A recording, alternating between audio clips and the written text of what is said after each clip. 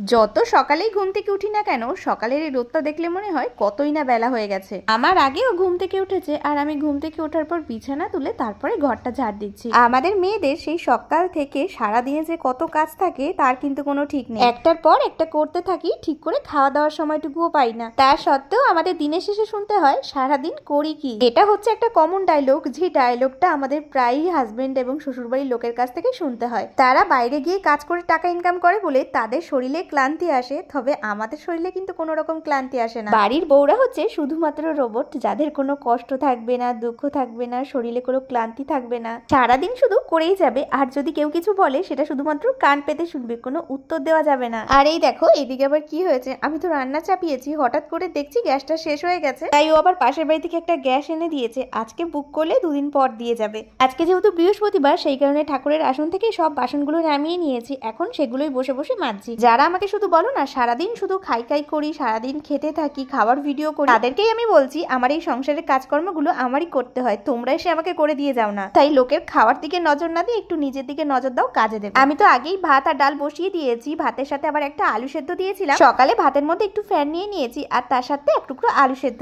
মাঝে মধ্যে না অনেকক্ষণ দাঁড়িয়ে দাঁড়িয়ে রান্না করতে কষ্ট হয়ে যায়, আজকেও তাই হয়েছিল। তারপরেই রান্নাঘরে একটা চেয়ার এনে বসেছিলাম। রান্না বান্না হয়ে যাওয়ার পর বাসনগুলো সব মেজে নিয়েছি, আর কিছু জামা কাপড় ভেজানো ছিল সেগুলোই এখন বসে বসে কাচ্ছি। এখানে না সোয়েটার আর তাওয়াল ছিল, যেটা ভেজানোর পর অনেকটা ভারী হয়ে গেছে, তাই ও এসে আবার একটু কেচে দিচ্ছিল।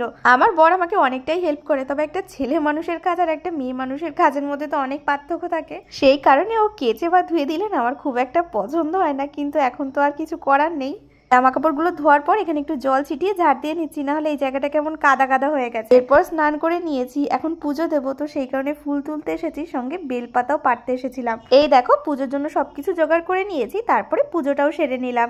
আজকে কিন্তু অনেকটাই বেলা হয়ে গেছে, তো তারপরে খাওয়া দাওয়ার পর ঘুমিয়েছিলাম। আর রাতের বেলা আজকে বানিয়েছিলাম গরম গরম পরোটা, আর এখানে ছোলার ডাল। যে কোনো তরকারির সাথে এই 3 কোনা পরোটাগুলো খেতে ভীষণ ভালো লাগে।